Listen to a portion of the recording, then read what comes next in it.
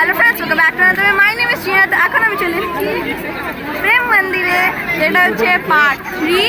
আর আমি এখন হচ্ছে প্রেম মন্দিরে। যদি আপনারা এই লুকটা আমার দেখে নিই, তাহলে আপনারা আমার শর্টসে দেখতে পারেন।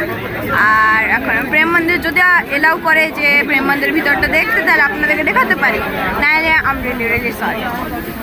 তো আপনাদের গোটা ভিউটা দেখে দিই প্রেম মন্দিরে।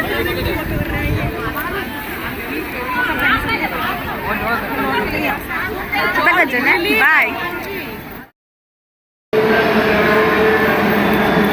তো ফ্রেন্ডস, আমরা এখন প্রেম মন্দিরের ভিতরে আছি। আপনাকে বলছি ক্যামেরা এলাউড হতে পারে।